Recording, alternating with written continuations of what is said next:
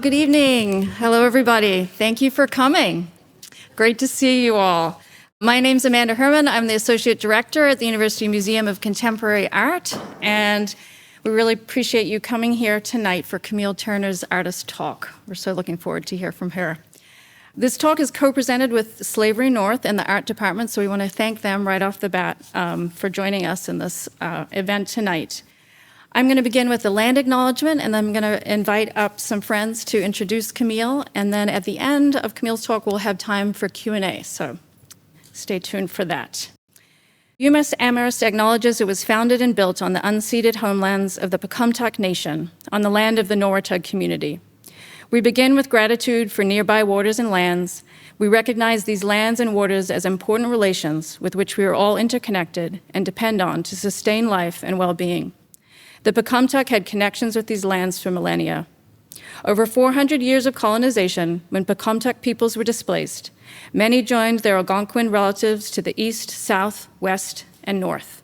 That includes Mashpee and Aquinnah, Wampanoag, Nipmuc, Narragansett, Mohican, Pequot, Mohegan, and Abenaki communities and other nations of the Wabanaki Confederacy. These Native peoples still maintain connections and relationships of care for these lands today. We also acknowledge that the University of Massachusetts is a land-grant university. As part of the Moral Land Grant Act, portions of land from 82 Native nations west of the Mississippi were sold to provide the resources to found and build this university.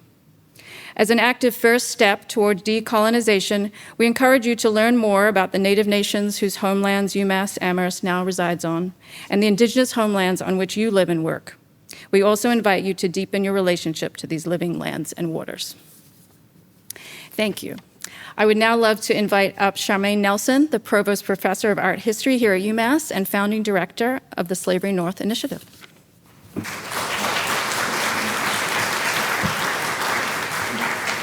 Thank you. Thank you all for coming. This is such a great turnout for Dr. Camille Turner.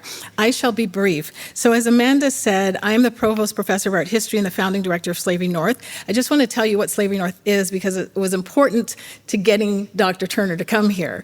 So Amanda and I have these brainstorms sometimes, and we get together and say, what can we do collaboratively?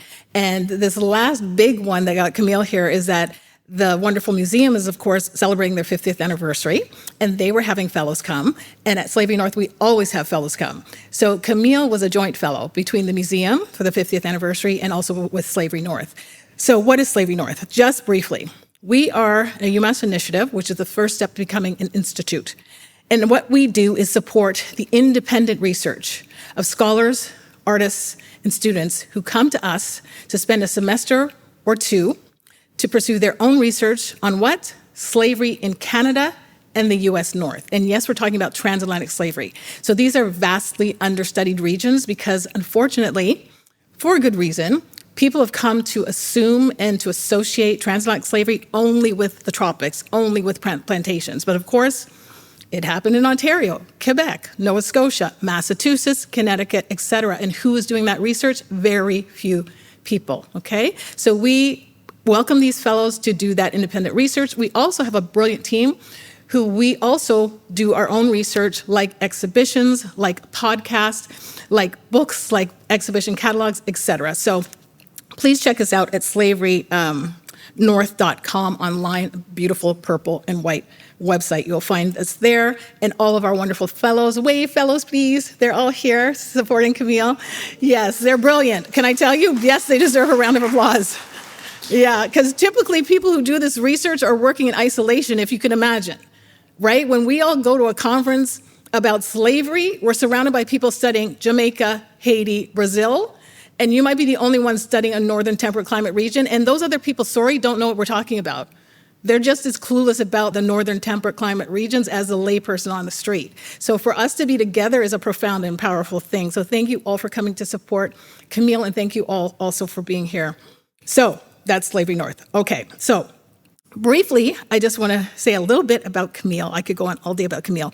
And then I'm going to hand it over to Faria Aliyah Shah, who's going to introduce Camille properly, okay? So I knew about Camille Turner long before I ever got the privilege of meeting her.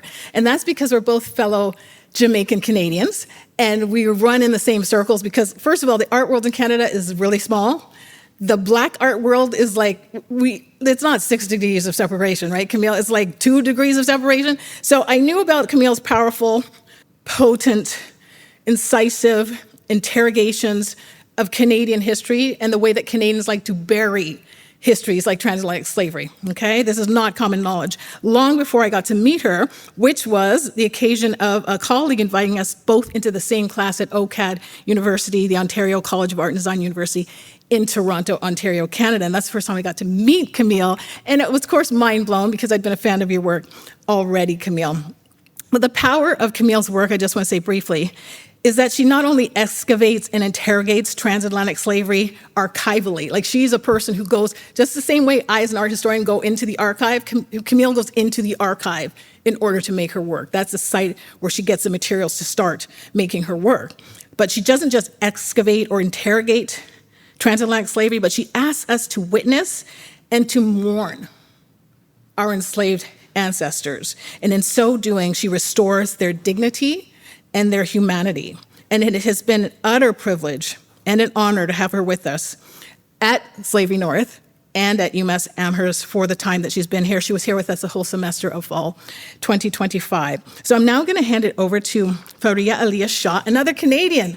Can you feel the Canadian energy in the room? There's a lot of Canadians in the room, I just want to say, okay? That's another thing that Slavery North does is bring Canadians, okay? Because who's doing the research on Canadian slavery is typically Canadians, okay?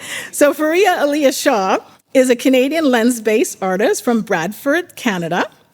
Bradford, Ontario, or Bradford? There's another shout out for Ontario. There you go. Okay. And Amherst, Massachusetts, who holds a BFA from there, I'm going to say it again, OCAD University. So you were in Toronto too. And is pursuing her MFA now in studio arts at UMass Amherst. So Shaw explores identity formation, collective memory and resistance, and the creation of post-colonial archives by weaving her personal Caribbean heritage against the critique of the photographic canon. Shaw was the 2019 recipient of the John Hartman Award, the 2023 recipient of the CCI WOFA Fellowship at the Perez Art Museum of Miami, and has exhibited internationally. She's also the co-founding member of Masked Year Collective, an artist duo exploring kinship through collective practice. So please help me to welcome Faria Aliyah Shah.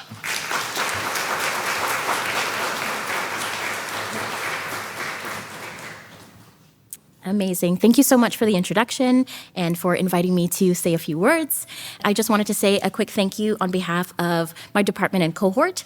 In addition to the public talks that are presented here, our department has benefited tremendously from studio visits and opportunities to learn through intimate conversations with fellows and artists in residence. So many thanks to UMCA and Slavery North for this collaboration. As a Canadian, I too am no stranger to Camille's work. I was introduced to her practice early on in my practice in my BFA at OCAD in Toronto many moons ago. But our paths never crossed, which, as Charmaine said, is a bit of an oddity. The community is quite small, big and small. So shout out to Anique Jordan, who made sure that we were connected, another Toronto-based artist who's also in the States at this time. To me, Camille represents a pillar of possibility for scholarship, research, and artistic practice. I'm truly thankful that our time at UMass aligned, as her presence has supported my transition to Western Massachusetts through mentorship and friendship. I was called to bear witness to Camille's performance, and it was an experience I will never forget. This may be my 4th talk that I've attended of Camille's, and I never tired of them, so I'm excited that you all get to enjoy the presence of her talk. Each opportunity to listen to her research and process is a gift, and I'm excited for you all. Now, for Camille's bio. Camille Turner is based in Los Angeles, is an artist and scholar whose work moves between history and imagination. Drawing on Afrofuturism, she has developed an Afronautic methodology, approaching the archives of enslavement not only as sites of loss, but as portals towards liberated futures. Working across performance, film, installation, and sound, she listens for what exceeds the archive. The memories carried in land and water, and enduring presence in those lives continue to shape the world we inhabit. Turner is a graduate of OCAD University and holds a SSHRC-funded PhD from York University. She was a provost postdoc fellow at the University of Toronto and recently completed an artist residency here at UMass through Slavery North. She was the recipient of the 2022 Artist Prize from the Toronto Biennale of Art. Her exhibition, Other Worlds, curated by Barbara Fisher at the University of Toronto Art Museum, received Exhibition of the Year at the Galleries Ontario Award.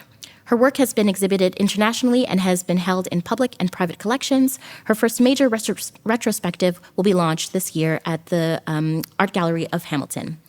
At UMass, as we mentioned, Camille is a fellow at Slavery North and an artist in residence at UCMA. The result of those experiences over the course of an academic term is 80 Died of Flux and Flu, a performance and installation based on archival research conducted at the W.E.B. Du Bois Library, commemorating 80 individuals who died during the Middle Passage on the slavery ship Sarah. Without further ado, Camille Turner.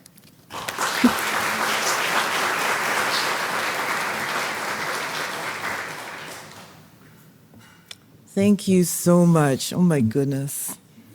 Thank you, Amanda, and the staff of UMCA, and also Charmaine, and the staff of Slavery North, and shout out to all the fellows of Slavery North. I really appreciate all the support that I've had here at UMass, and it's just been wonderful, and I'm just so pleased to have had this opportunity. And I hope that this partnership continues, because I want to see more people having this opportunity to do their work as well. So thank you so much. And thank you to everyone for coming out tonight. So great to see so many people. So, I am the descendant of Africans who survived a genocide. And I came to art making as a way to tell their stories and to put the pieces of my own life together. I was born in Jamaica, and when I was 9 years old, my family left the land of the sea and sun to come to Canada. I carried Jamaica with me in memory. But we didn't return to Jamaica until I was 22 for a visit. But when I went back, something had shifted. I realized something unsettling. I'd become a foreigner there. This is the place where I was born, but I didn't feel Canadian either. So I was left with a set of questions. Who am I? Where is home? Where do I belong? These are the questions that have brought me into art making. And these are the questions that continue to shape what I create. And so today I'm going to share a series of works that emerge from those questions, works that explore home, belonging, ancestral memory, and the histories that live just beneath the surface of the places that we inhabit. So, bring you back to 1998. I was walking through a mall in a small town in northern Ontario called North Bay, and I was just minding my own business, not doing anything odd, not dressed funny, but everybody was staring at me. And I thought about the way, as Charmaine says, Canada prides itself on being this multicultural country, but that's in sharp contrast to what I was experiencing. So at that moment, I had a vision of myself as the embodiment of Canadian heritage and culture. This was the beginning of Miss Canadiana. So Miss Canadiana was a persona that I created and performed. Here she is in 2007, hosting an event at University of Toronto. And she was signing a book that people like Desmond Tutu had signed before her. This is 2016, when she led the Parade of Cultures with 6 nations of the Grand River at a festival called It's Your Festival in Hamilton, Ontario. And Miss Canadiana's Red, White, and Beautiful tour traveled to various countries on 4 continents. To the left, London, UK in 2003, Dakar, Senegal in 2004, and to the right, Broken Hill, Australia in 2007. And Miss Canadiana remains relevant because Blackness is still positioned as foreign within the construction of Canadian identity. So that this work lives on in that contradiction between the nation's self-image and lived reality. So in 2010, my life and my work took a sharp turn. This is the year that I moved into the Grange area in downtown Toronto. Now, I knew there'd been a Black community there in the 40s to the 60s. My father was there back in the 60s, and I have a friend who grew up there in the 40s and 50s. But there was nothing in books or written on the streets that I saw that told that story. So I consulted historian Afua Cooper, and to my surprise, I learned from Afua that people of African descent had lived in that area, that very area that I lived in, 200 years before me. Peggy Pompadour, for instance, and her children had been enslaved steps from where I lived. In 1793, when the town was founded, they were there. I was literally walking in Peggy's footsteps. So here's Miss Canadiana at Peter Street, Peter and Queen Streets. Peter Russell was the administrator of Upper Canada, and he claimed ownership of Peggy and her children. Meeting Peggy changed my life, and it made me aware that Blackness had a long history in Canada. It was as if I stepped through a portal and I couldn't go back to the world that I'd known before. So to tell this story and other stories of historic Black Toronto, I created a walk entitled Miss Canadiana's Heritage and Culture Walking Tour. So this was the very first historic project that I did. Later on, I continued exploring different media, storytelling media. So in 2012, I experimented with sound walks or audio walks. I call them sonic walks as a tool for storytelling. So sonic walks are site-specific audio stories that can be accessed through headphones while standing in the places where the stories happened. So this is the first piece I created was called Hush Harbor, and I scored it like a film, and I used voice actors to animate the story and to bring it to life. Now, there's a narrator that tells you where to walk, where to direct your gaze. And Hush Harbor explored the complexity of Black life in Upper Canada through an Afrofuturist retelling of the story of Peggy Pompadour.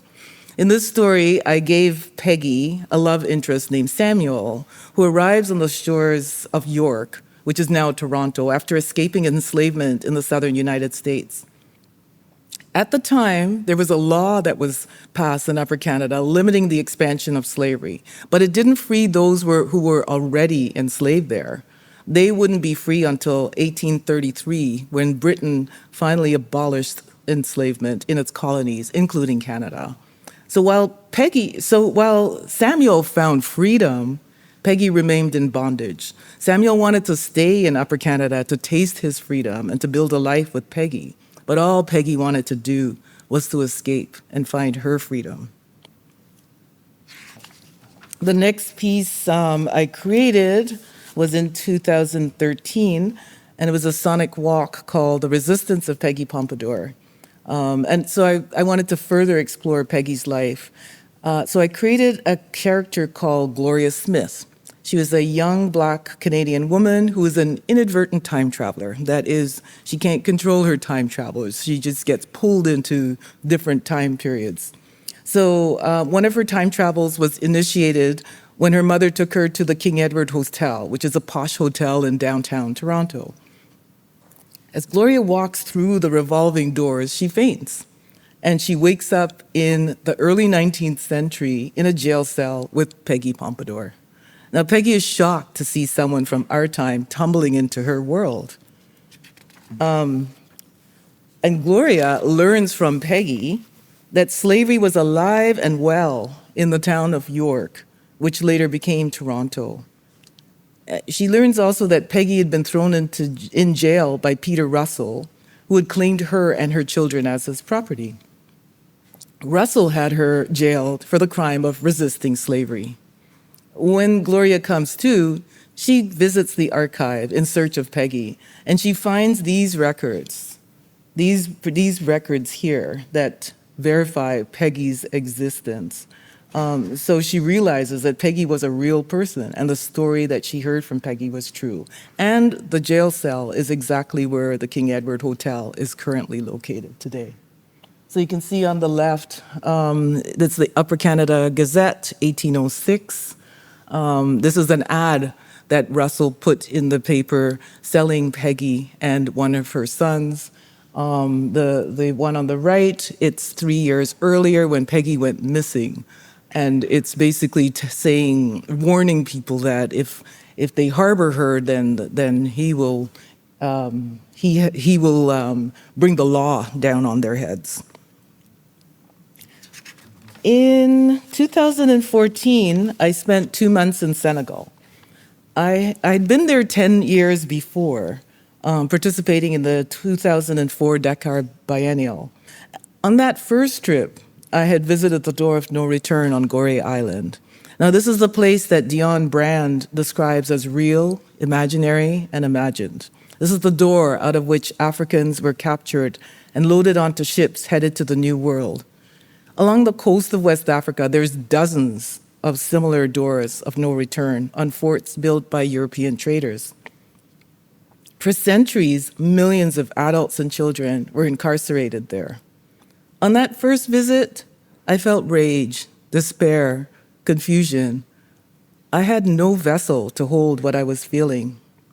But this time, 2014, I set out to think about the future, the liberated Afro-future that I draw on in my work. But while I was there, I visited the Door of No Return again and again and again. It was as if I couldn't resist the pull. As Brand explains, the door casts a haunting spell on personal and collective consciousness in the diaspora. So, to try to get away from the door and to get back to thinking about the future, I decided to travel to Saint Louis, which is a UNESCO World Heritage Site about 5 hours north of Dakar. Saint Louis in Wolof, which is the most common local language in that area, is known as Ndar. And the town is full of colonial buildings with crumbling pastel walls. I felt like I was floating through a dream. But on my second day in Ndar, I went on an architectural walking tour. And at the very first stop, the guide said, "This house belonged to a young French couple. They were traders, the first traders in the area. Many others followed." The guide led us to a dark, dank basement with an acrid smell. And standing in this room, he said, "They traded in gum arabic, palm oil, and enslaved people. By the way, you're standing in the place where the enslaved people were kept." It was as if I fell backwards in time. I found myself surrounded by terrified people huddled on the dirt floor. Their eyes drank me in. I must have appeared like a ghost, the way Gloria Smith had appeared to Peggy Pompadour in that jail cell. I found myself thinking about Gloria.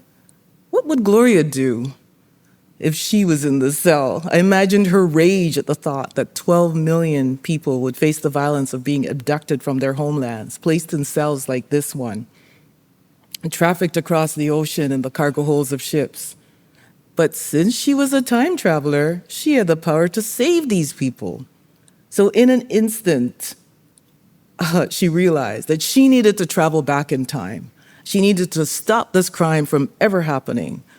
So I began working on a film about Gloria and her mission.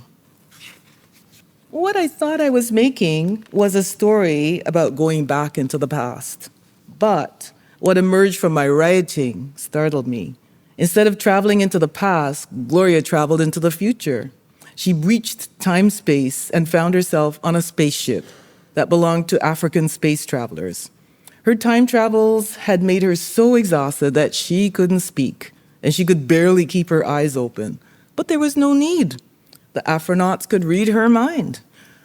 They knew all about her mission. They knew that Gloria was there to ask for help. But here's the dilemma. If they helped her, they would save millions of their ancestors, but the world as it is now would not exist. Neither would they. So this became the film Awakening. So this is a 5-minute film. Hopefully this will work. I'm going to play it for you.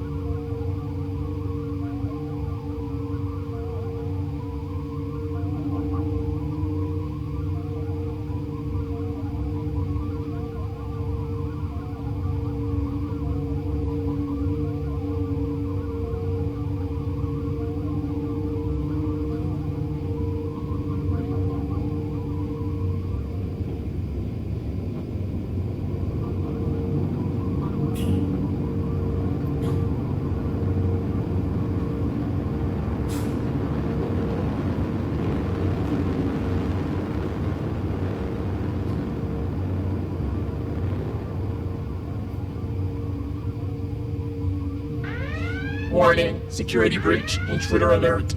Warning, security breach, intruder alert. Warning, security breach, intruder alert.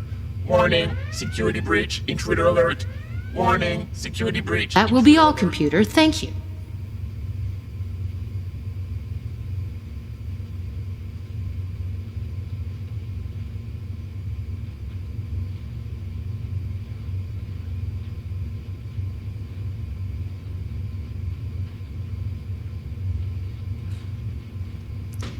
You know who this is, don't you? Who? Gloria Smith. The Gloria Smith? The time traveler? Yeah, the rebel queen herself. How did she get here? I don't know.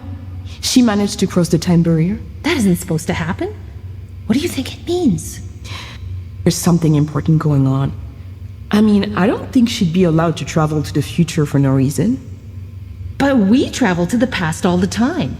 How come we can go there, but they can't come here? I don't know. I guess it messes up the storytellers. Anyway, we're not allowed to change anything. That's the sacred rule. Well, I want to know why she's here. No, let her sleep. She's exhausted.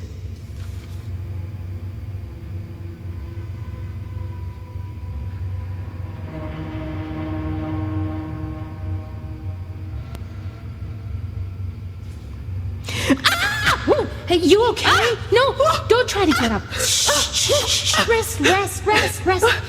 You're safe here. Rest. Shh. God, she's so scared. Yeah, she's exhausted. This isn't gonna be easy calming her down. She needs to rest. Let's give her some relaxer. Good idea.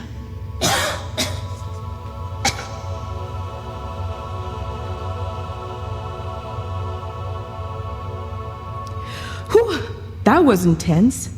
At least now we know what she's up to. She really needs our help. Yeah, but what she's proposing won't just change the past. If she succeeds, everything we worked so hard for will disappear. We've got to stop her. How could we justify stopping her? She's trying to prevent millions of our ancestors from being stolen. But we'll all die. You think she cares about that? I don't know. I don't want to die. Do you? No. Look, we left Earth because we didn't want to live in a world where our people are exploited. I think we should help Gloria. But what about the sacred rule? This will change everything.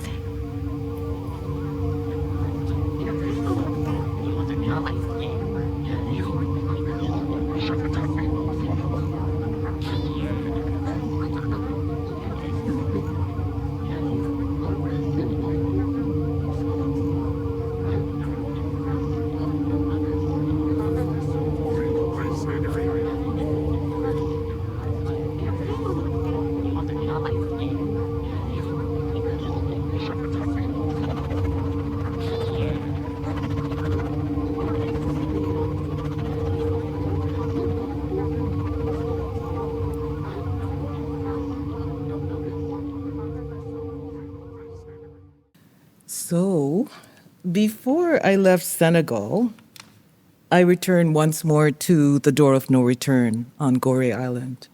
This is the most western point of West Africa.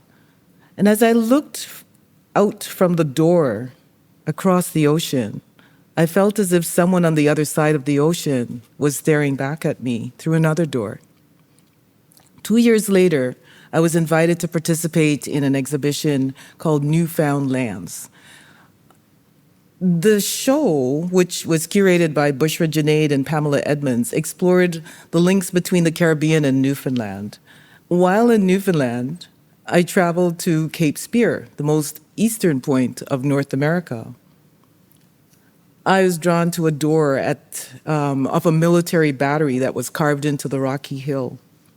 As I looked across the ocean from that door, I realized that the person I had seen looking back at me from across the ocean was me. So I've come to think of this mission as the haunting of ancestors who'd been waiting for me to tell their stories, a story in which I'm implicated, a story through which I came into being. So for the Newfoundlands exhibition, Bushra, who's a Newfoundlander of African and Caribbean ancestry, shared her research with me, and including this stunning document. It's a letter written by James Rogers, who was the owner of a ship constructed in Newfoundland called the Sarah. The letter was written by John Fowler, who was the agent, his agent.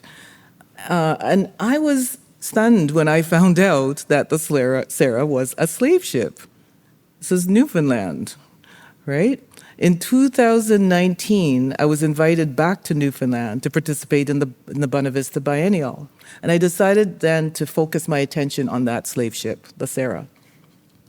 But my husband, Winston James, who's here somewhere, he's a historian, and he suggested that I consult the Slave Voyages database to see if there's any more ships built in the area. And I kept thinking, but it's Newfoundland. No, there's not going to be any more ships. I didn't expect anything, but so I was so shocked to see that there were, in fact, 42 ships built along the coast, the eastern seaboard of lands that are now called Canada. 19 of these were constructed in Newfoundland.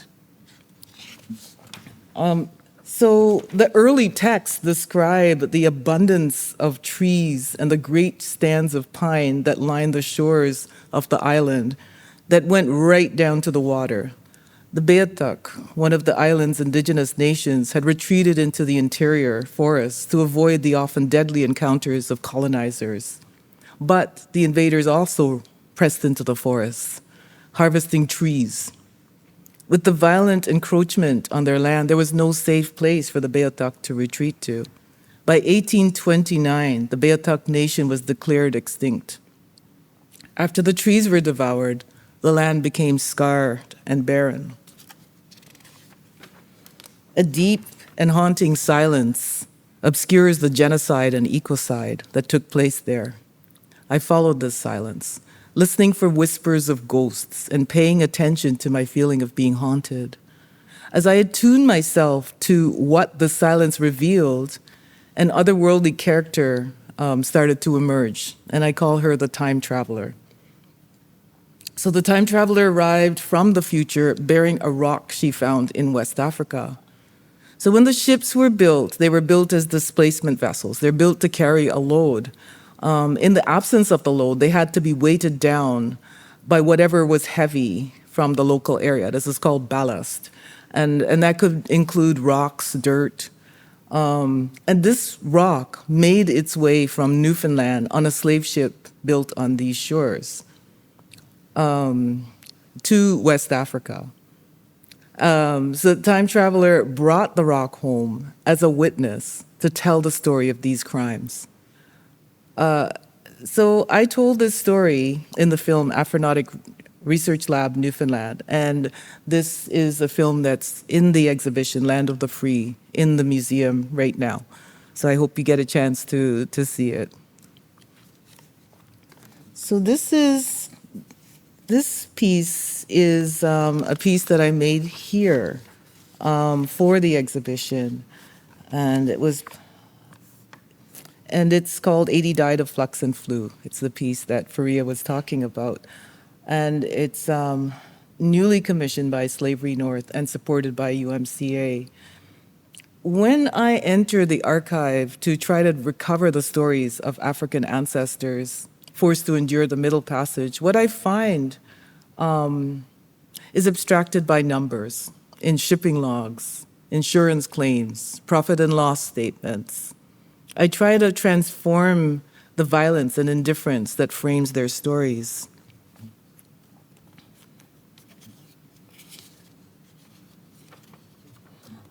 So the title of this work, 80 Died of Flux and Flu, came out of this letter. And it was written in 1790 by an agent, and it was sent to James Rogers, the owner of the slave ship Sarah. The text says, "Gentlemen, I have the pleasure to acquaint you with the safe arrival of your brig Sarah by Captain Goodrich this morning with 142 slaves. The money generated by the sale of these trafficked people is estimated at about 8,000 pounds, which in today's currency would be about 1.6 million pounds, or over $2 million. This is a significant amount of money for this voyage." The next line is delivered almost as an aside. "Having buried 80 slaves with the flux and fever." When these 80 people died, their bodies would have been thrown overboard. No names, no ceremony, no acknowledgement, just an entry in a ledger. The brutal arithmetic of slavery reduces them to inventory. They're written off as a financial loss. I can find the names of the owners of the ship, the investors, the crew members, those who provisioned the ships, but I couldn't find one single name of any of the 80 Africans who perished in the hold. So I created this artwork to bring these 80 people into memory, to make space for what the archive cannot hold. I wanted to find a way to sit with and contemplate the violence rather than illustrate it. I wanted to find a way to mourn these lives as human lives and to invite others to participate. So I decided to create an intimate ceremony. I washed 80 stones and wrapped each of them with white linen as an act of care, as a way to mark their passing, as a way to honor them. The ceremony was captured on camera by cinematographer Kate Geis and was beautifully lit by Bryn Francis. And I invited two witnesses, Faria, who you met, and Ilana Casey. And we created a sacred space. It was private, it was intimate, and it took all morning to wash the 80 stones. It took all afternoon to wrap them. It was physically and emotionally demanding. And the resulting video, along with the wrapped stones, are currently on view in Land of the Free.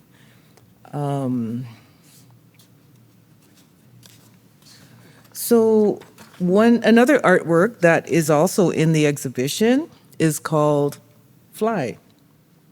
And this piece was commissioned by University of Toronto Art Museum. And in this work, I was trying to conjure new possibilities and dream new futures. Fly was named after a slave ship that was serendipitously called the Fly. And it was constructed in Newfoundland in 1781. While it was anchored off the coast of West Africa, the people that were the people who were imprisoned on board the ship were rescued by Africans on the shore. Since the name of the ship was Fly, I responded by creating a video about flying Africans. And here I'm drawing on the mythologies of flying Africans that is all across the diaspora. So this story takes many different shapes and forms, and it powerfully conjures the idea of return. Return to homelands, return to kin, return to wholeness. And the last piece I want to talk about is a piece called Worthy, and it is in process at the moment. It's an immersive video. I shot it in 360. This is the first time I've used 360, so I'm still working through what this, how this technology works. And in this piece, I came face to face with the proximity of the history of the transatlantic trade of Africans to my own life. Worthy is narrated by my 90-year-old father. He was born on the Worthy Park estate, and he tells the story of his early years when our family lived there. Now, Worthy Park, as I found out, is a former slave plantation in St. Catharines, Jamaica. And after slavery ended, the formerly enslaved rented the land from the owners. They built their homes there, they built their lives there, but they could never own the land. In 1945, when my dad was 9 years old, the owners of Worthy Park evicted the families that had lived there for generations. Their homes were demolished in order to expand the Worthy Park golf course. Dad remembers walking with his family across cow pastures with all their worldly possessions on their heads. And Worthy Park is now one of the largest and oldest rum producers on the island. Last February, we went to shoot this piece, and so we visited Worthy Park, and we went on a rum tour, see what histories they tell. Well, there was no acknowledgement of slavery, no mention of the displacement of my family and other families. These are families whose stolen labor built the wealth of this place. This history is still in living memory. You won't find it in a book. You won't find it in the archive. My father is an archive. When he was a child, he listened to stories of elders whose parents had been enslaved. This is how close that story is. What's at stake is remembering is not just history, it's the transmission of memory. It's the preservation of our stories, and it's our responsibility to carry them forward. So I began by telling you that I am the descendant of genocide survivors, and that when I go into the archive looking for ancestors, I find numbers. But what I've come to realize, to understand, is that absence is not silence. There are other ways of knowing, other ways of listening. The land remembers. The water remembers. The body remembers. And so these stories are not past. They're literally shaping the ground beneath us. So I'll leave you with the question, what does it mean to listen for what has been silenced? And what do we do with what has been entrusted to us? Thank you.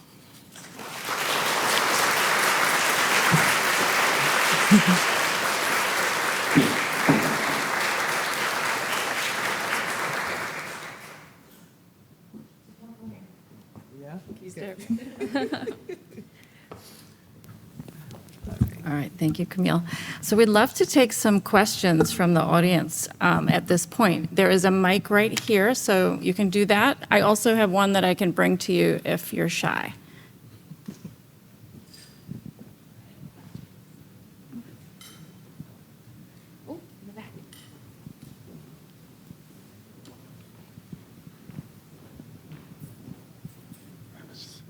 Thank you so much for coming, and thank you for this wonderful Afronautic experience. I am wondering if you have any stories of visitor responses, audience responses to some of these programs you've shared with us. Oh, thanks for that. Yeah, it's really quite interesting. I remember when I started that very first project that I did, Miss Canadiana's Heritage and Culture Walking Tour. There was a woman that I was standing right in front of in that image that you saw, and she just kept shaking her head. She just could not understand that is this the same place that I've known my whole life? And she said to me, when she realized, okay, all right, trying to grapple with the idea that slavery was a part of Canadian history, she says, well, certainly they didn't sell them, did they? And so I happened to have printed out that ad Peter Russell put in the paper selling Peggy Pompadour, so I handed that to her. So yeah, there's a lot of head shaking. And also, I have a piece called Afronautic Research Lab. It's in the show that's at the museum right now.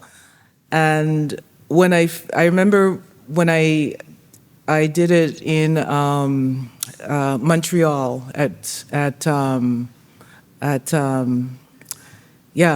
was a woman who sat there for a long, long time. She was clearly in distress.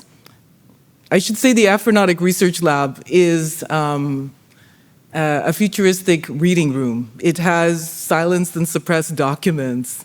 It looks very futuristic, but it actually is printed out documents from the archive. So it evidences slavery, it evidences the whole legacy of slavery. So she kept shaking her head and was just really distressed. This is a Black woman from Jamaica. She had just moved from Jamaica to Canada, and she had to submit an insurance claim. So she had to write out all her possessions on this insurance claim. And here she was looking at a similar document with all the possessions of this slaveholder with the people that he owned, with the values next to them. So there was just something about the proximity to her life, and that just, it was really something. Yeah, so it's been a journey, and I mean, part of the journey is the responses of people who come to have this experience, to experience the place that is familiar in an unfamiliar way. Yeah. Thank you so much. Yeah. My question goes to, well, I was wondering if in your research you encountered children as enslaved in Canada, and how would they be treated? Mm. Would they be treated as adults? Was there any kind of separation between the labor, like physical labor, and punishment for the Canadian enslaving children? So I'm just looking for the experience. If there were any children, and Yeah. could you tell us about that? Thank you. There were lots of children, and one of the things that you were saying, Charmaine, was the lifespan of people was so short. I think for indigenous people that were enslaved, what was it, 17, and for 25 for African people that were enslaved. So people did not last that long. Childhood was something that was not really existent, You see ads for people selling children, like babies. So yeah, it's a stolen childhood. Yeah, stolen childhood. And yeah. I don't know if that satisfies, but there's a lot more work to do to uncover exactly how people were treated, but but we do know that people's lives were very short. Thank you so much, Camille, for that amazing presentation. It's incredible to see the inspiration that the archive gives you and the result of that. I wanted to see if I could ask you a little bit about your creative process. You mentioned how in the making of Awakening, you thought you were going to write one thing and something else happened. Creativity is so beautiful in that way that it's part of us, but maybe it comes from somewhere else. Was that always the case for you, that you could hear it like that? Or is that something that has evolved for you over time? That's a good question. I feel like this kind of openness to whatever comes through has been something that has always been with me. I was just talking to an artist this morning about this very incident where back in art school, I was gathering information for a piece that I was going to make, but I had no idea what the piece was going to be, and I was getting really worried. The end of the term was coming up, and I still didn't have a piece. But I said to this instructor, Paul, I don't know what to do. I just keep gathering. I don't know what I'm making. He goes, Camille, it'll be what it'll be. and those words always stayed with me. And it's true. I don't always know what is going to happen. I didn't show the piece called Knave, but that piece I just made a little bit at a time. I knew that I wanted to think about the ships. The shipwrights in Newfoundland were the first builders of the towns. So looking up into the naves of the churches was like looking down into the hold of the ships. So I knew that I wanted to do a performance in a church to pay homage to people that were carried in the hold. So I wanted to use, so that's all I knew. So I had the time traveler. I brought her in, well, that was me, into the church to pour libations. But but I was really lucky that the first church that had been chosen for me by an assistant turned out to be a wooden church, not a wooden church, but a stone church. And so I thought, oh my gosh, I can't do this here. So it slowed down the process. I couldn't shoot right then. And right after that happened, a friend who's a dancer and a singer said, oh, I just learned this amazing song.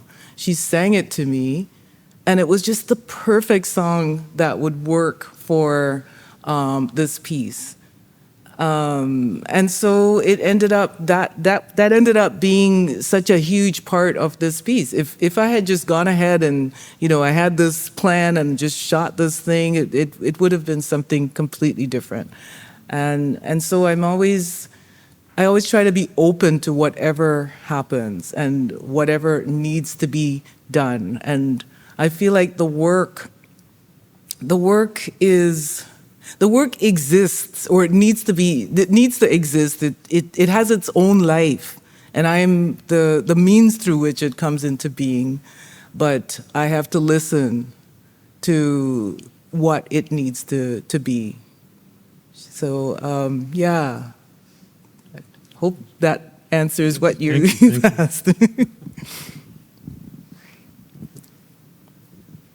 Hi, Camille. Thank you so much for this awesome talk. As you were talking, I was thinking, and two African proverbs came to me.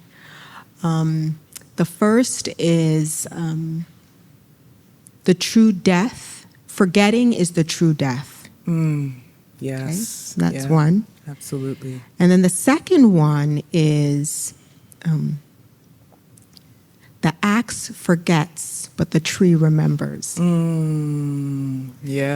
that is very, very true. And so I guess it's less, I don't have a question, but what I want to say is that your work, to me, is a part of that, obviously, that remembering, right?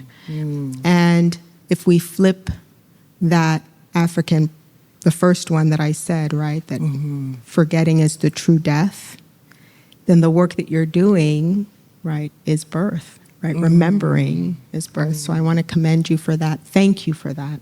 Thank you. Thank you.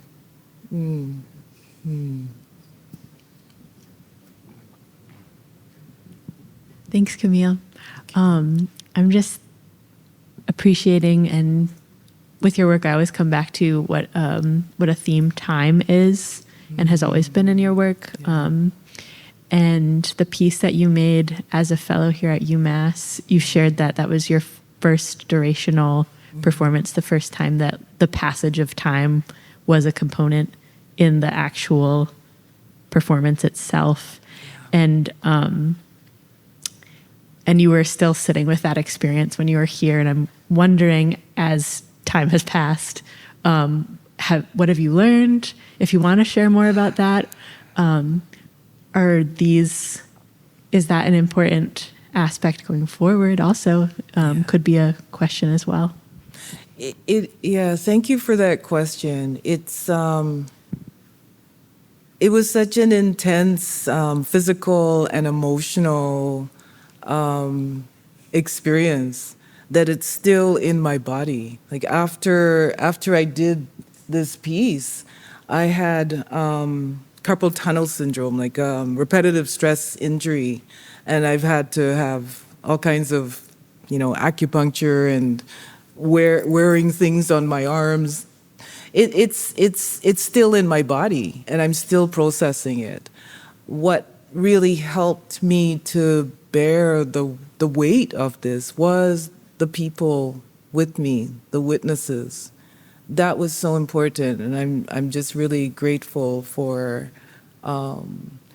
that beautiful sacred space that was created. And I feel like the work continues to unfold as people come and encounter it. But yeah,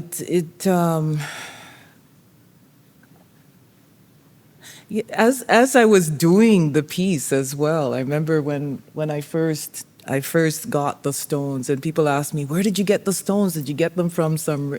No, I bought the stones. For me, it was about the act rather than, they were called pond rocks. Like, okay, they're from water. But when I got them first, they were all these different sizes, and I kept thinking, oh, I should get some bigger ones. Maybe I'll get another bag so I can get some bigger ones as well. But then I thought, no, there were little people and big people, Some of these people were children. So every one that I wrapped, I thought about the person, thought about each life.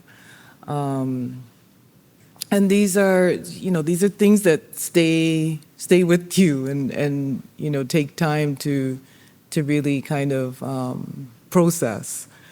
But yeah, I feel like it is something that I am still processing, and I appreciate the responses of people going to the piece. I feel like now it's out in the world, and hopefully still doing the work that it's meant to be doing.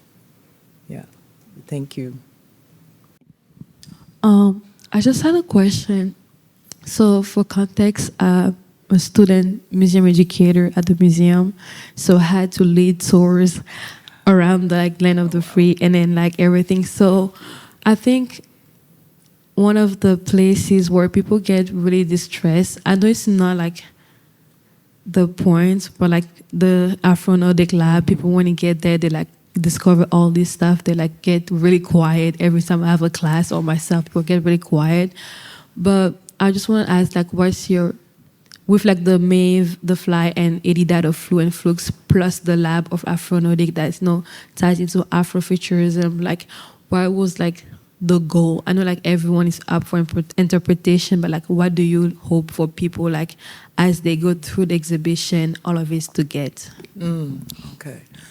The Afro-Nautic Research Lab, I should just say, it came out of my teaching. I used to teach at University of Toronto. I taught a course called Art and Community, and I would bring my students into the archive. This was inspired by Charmaine's work because you brought your students into the archive, and it was so incredible just what came out of that. So I would bring my students into the archive. I would teach them how to use the microfiche readers. I would give them the name and date of a Canadian newspaper and say, find evidence of Canadian slavery. And these classes, I never even had to teach them really. I would just sit back and see what happens. And it was amazing for people to encounter a completely different picture of Canada that they had never seen before. You know, I guess in similar to what's going on here, in the lab, the documents are all from this area. And so it's reimagining this place or repopulating this place with people that were overwritten, eliminated, just not a part of the imaginary. So yeah, it's and it's kind of a shock when you see the documents. And then also there's the books, of course, there's academic books.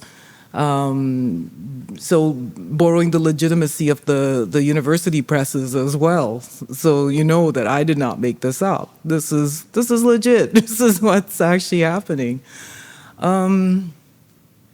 Yeah, I feel like I am facilitating an awakening. At least that is the idea. What people do, you know, it's really up to them. And as an educator, you know, you're witnessing this, and you're witnessing people witnessing their own histories, right?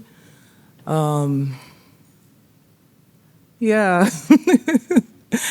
So yeah, that's how I think about it. I'm curious so what happens when people come into the... There's various reaction. First, people are like, wow, this is such a cool place. They're like, better aesthetic, and they get to sit down. A lot of people like say awakening, like, oh, I didn't know this was happening. I say, like, oh, I've heard it. People connected to like the other classes they taken about history, and like, oh, I've heard about this. They give more concepts, but like sometimes we have a class, they get there, they're just very quiet. Yeah. They're just taking it all in. They're just like, wow, I didn't know what this was happening. Thank you. Hopefully it's a seed that's planted, and who knows what will grow, but yeah, thank you. Thanks for the work you do.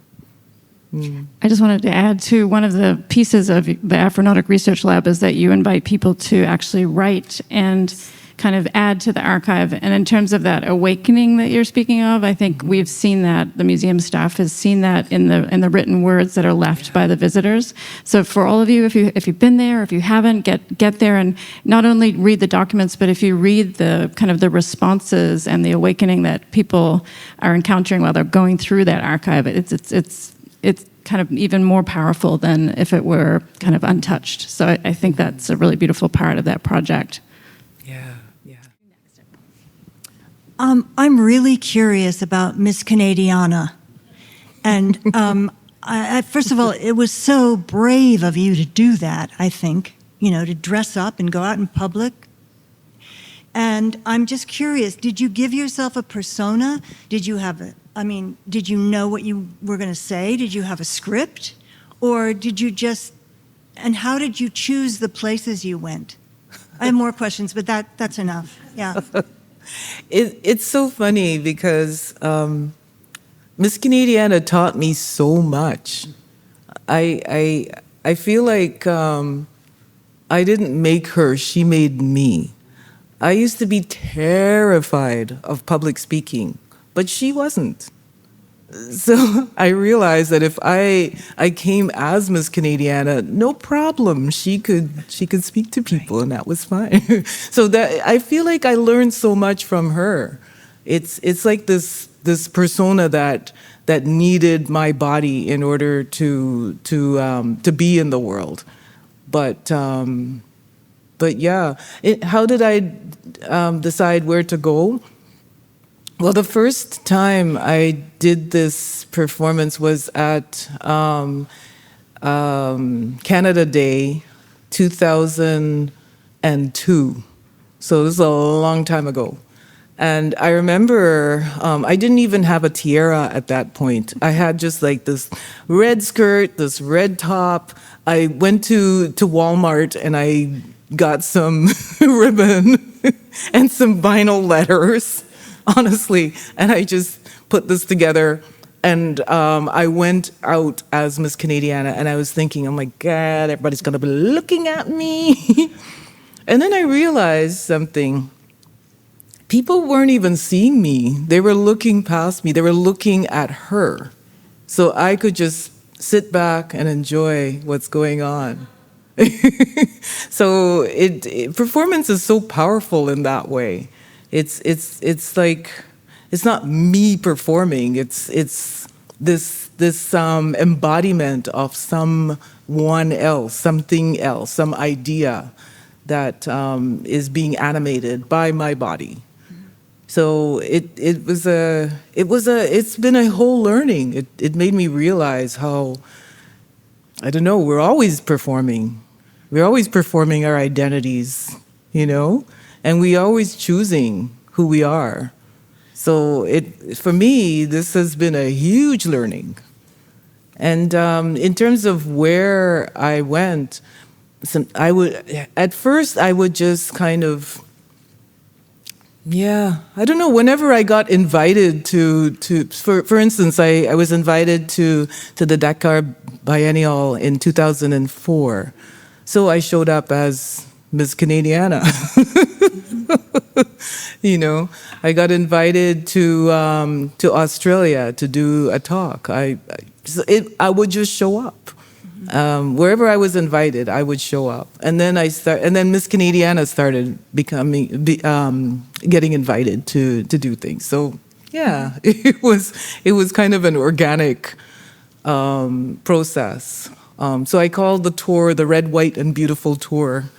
And basically, she's toured across Canada and all kinds of different places. It's just been it's been a very interesting journey. So thanks for that. Yeah.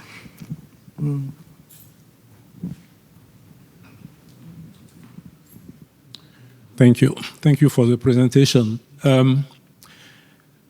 We're going to get back to Senegal and your experience there.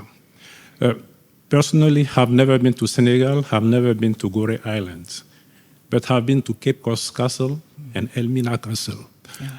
And when I went there, I was with some people, some white Americans and African Americans.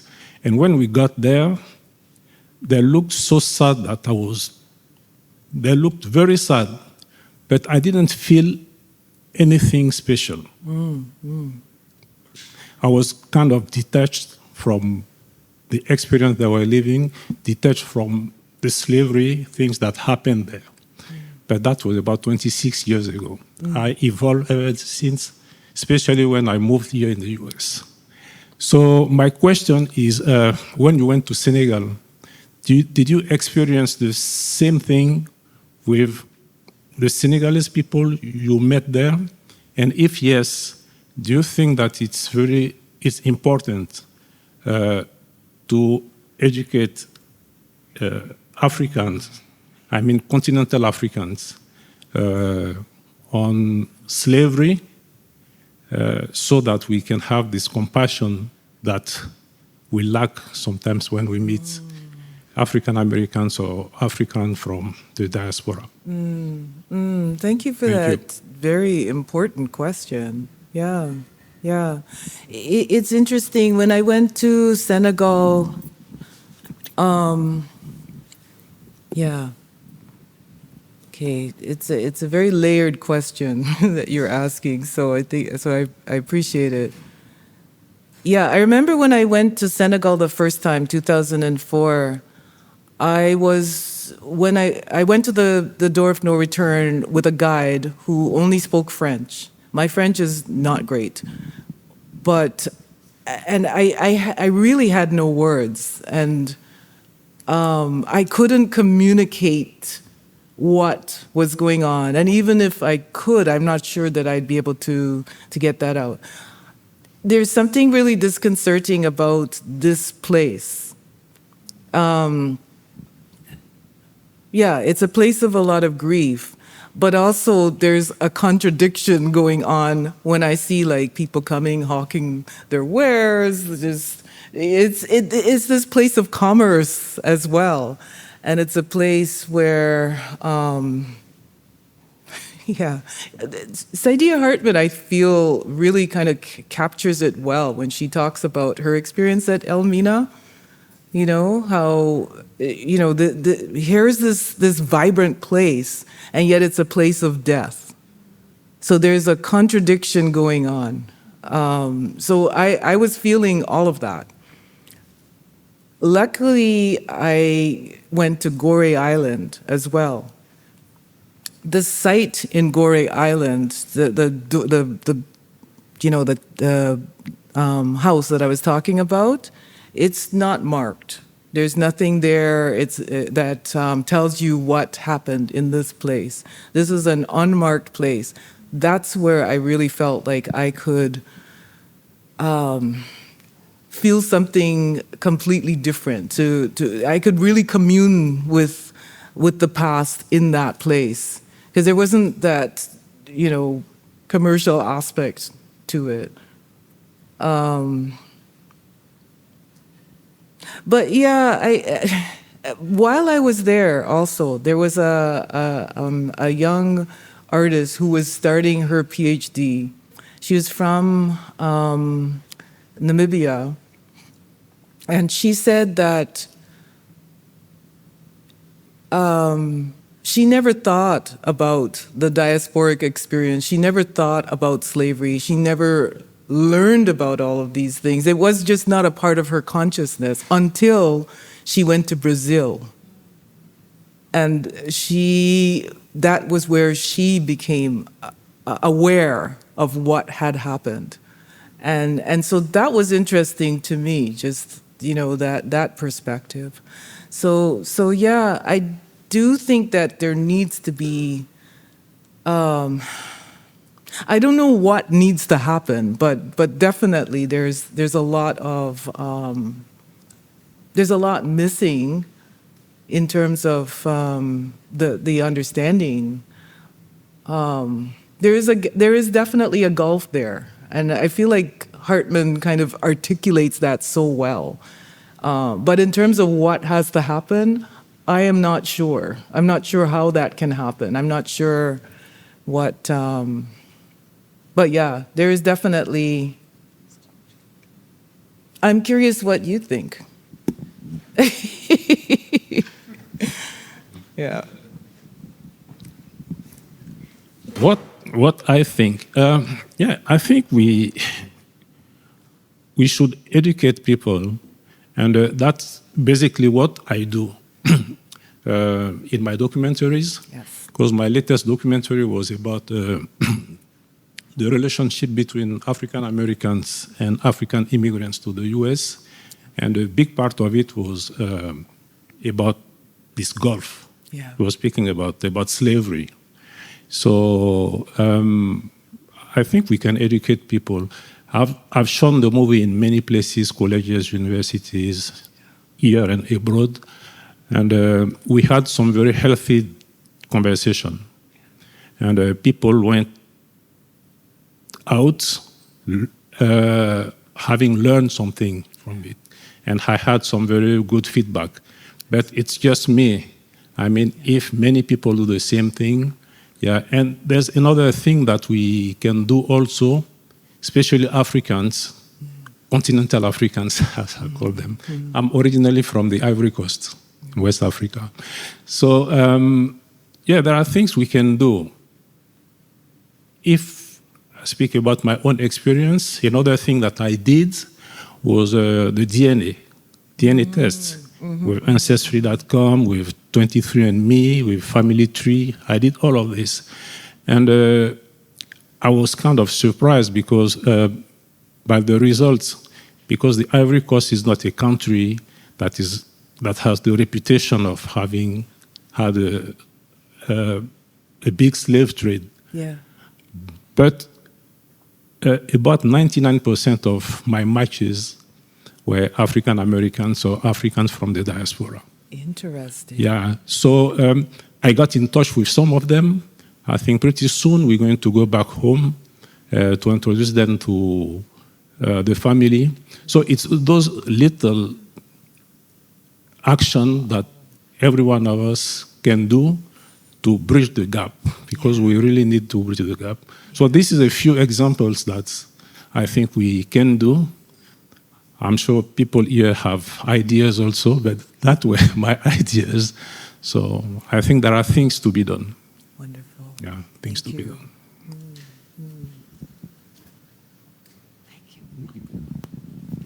Thank you, Camille. Every time I hear you speak, I'm so moved. And I wanted to say thank you, too, for talking about your process, because I noticed that you talk about yourself in the third person often. But I think that's so powerful, because it's like, I think you're a vessel. Is that what's happening? There's a spirituality to your practice. Mm-hmm. And I know we're in a university, and a lot of people don't like that word, but I'm going there. There's a spirituality to your practice, right? Because it seems to me that it's almost like you're calling down something that's moving through you, and you're able to suspend your personality, Camille Turner, Dr. Camille Turner, and let that move through you. So thank you for sharing that with us. I think that's so powerful. But also I just wondered if you could speak more about Afrofuturism. It's something, okay, that concept as an academic endeavor, it makes me very happy and it makes me very sad. And it makes me sad because it points up all the ways in which our world today falls short, right? So you in your works, you don't come back to now as a liberated moment. You're like, we're not there yet. We're so not there yet that we have to imagine that we're in a friggin' spaceship going to some other planet to get to the place where we can finally, as Black people in Africa and in the diaspora, be totally free and totally liberated and leave us alone. Thank you very much. But it's like, it's millennia in front of us, which is like, Lord have mercy, when are we going to get there, right? So if you can speak to that, if you can. But also to think back about the fact that our enslaved ancestors were also Afrofuturists, in a sense, especially those who resisted through flight. Because, I mean, if you're going to get up and say, I'm going to leave, you have to imagine that you can be something called free to even attempt that escape, right? So how much so were, and not just people who resisted through flight, but people who even would get up the next day, right? Like, what would make you even get out of bed the next day as an enslaved person who's being so beaten down and, whipped, tortured, violated? That drive for the next day, that the next day can be better, has been something that's always been in us, or we would not be here. Blacks in diaspora would not be here, right? The blessing of who we are, right? Yeah. So could you speak to how Afrofuturity and Afrofuturism works for you, and how you think about this push and pull between the moment now and how much better off we are than our enslaved ancestors, but yet so far to go? Yeah. I remember when I met Wangechi Mutu, I asked her that question, and she confirmed we have always been Afrofuturists, and yeah, it's absolutely true. To be able to conjure a different world and then move towards it, that's powerful magic, powerful consciousness. For me, I think about time as being shared by people in the past and people in the future. And so I conjure this liberated future in order to give me that place to stand so that I can do that work of going back into the archive, going back into all of these places that are so violent. You know, for me, it's the way that I survive. So always having to conjure that space, living in that space. It's not just a possibility, it's an inevitability. It's imminent. It exists. And so thinking about time in a nonlinear way is what allows me to be able to go into the archive. Because these are violent places. You know, there was violence that placed our ancestors in the archive in the first place. And it's violent to encounter them in this way as well. So I feel like for me, that's been an absolute amazing tool to be able to conjure that space and to be able to think in those terms. Yeah, so thank you. Yeah. All right, we're getting close to the end. I think there was one more hand in the back. And then if there's any, we could take 2 total, but here we go. Thank you, Camille. Thank you for your talk and for sharing your work with us. I wonder if you could share throughout your life and throughout your different practices and your research, if you've had like profound connections to specific ancestors, or is it usually, or mostly, or always just more generally connecting to the human family? That's a good question. And yeah, I actually haven't done that deep dive into my specific family and the ancestors. And there's a lot of reasons for that. And one of the reasons is it's really, it's tricky work. Yeah, but it needs to be done, and it is tricky work. Thinking about a lot of people in the diaspora can only really go back like a few generations. You know, we know the names of our great-grandparents, and that is all.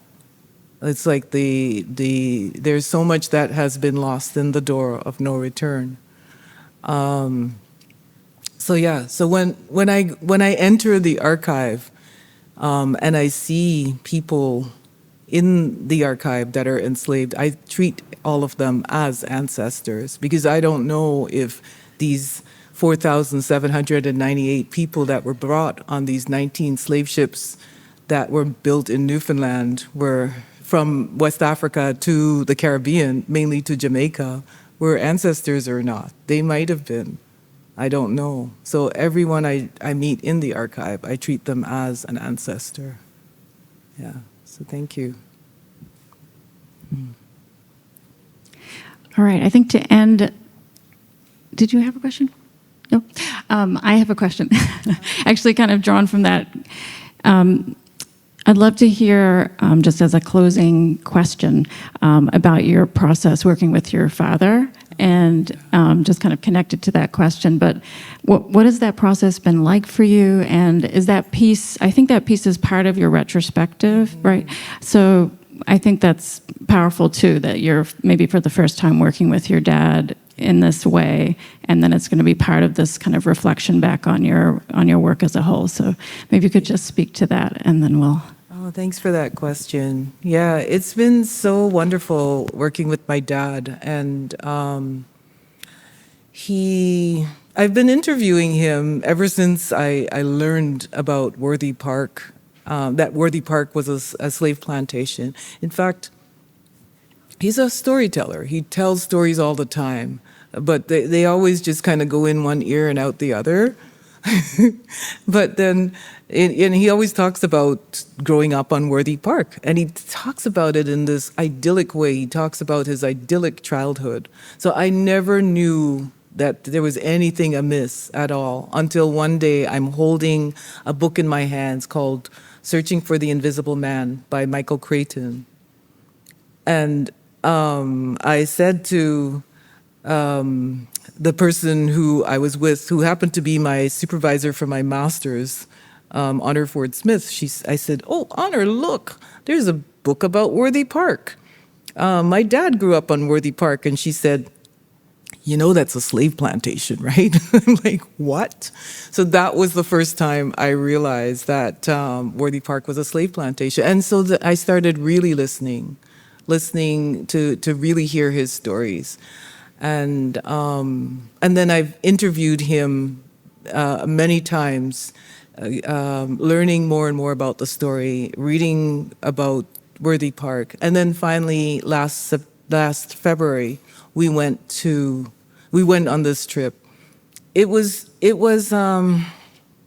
he kept saying when we got there that, well, two things that kind of contradict each other. One was he never thought he'd ever be back here again. Dad is now 91. So anyway, so that was like this wonder of being there. But then he said, if you dropped me here, I wouldn't know where I was, because everything had been planted over in Kane now. It's the things that he's talking about. There used to be cattle, for instance. His grandfather was a cowboy on Worthy Park, and so there was all these cattle. That's all gone. It's all planted up with cane. The houses that were there, gone. Just everything that the place has been transformed into this, just this big factory. The golf course that they replaced the houses with, that's gone too. It's all cane.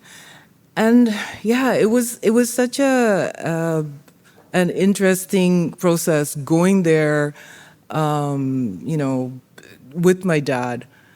But there was one moment that I'll never forget. We were driving in the car, and we're passing all these cane fields, and then all of a sudden he said, "Stop the car!" Because this is where my grandfather was, his grandfather. And there was a house there, not the original house, but there was a house, and there was a man there who lived in the house.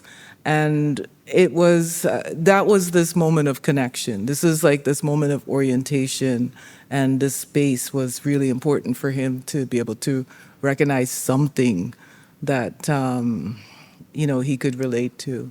So yeah, it's a piece that I have no idea how, and I never do, what is going to come out the other end and how it will be received, or, yeah. The piece itself is about the land. So what you see in the piece is the places that we're going to. There's no people in it. It's just, it's just the places.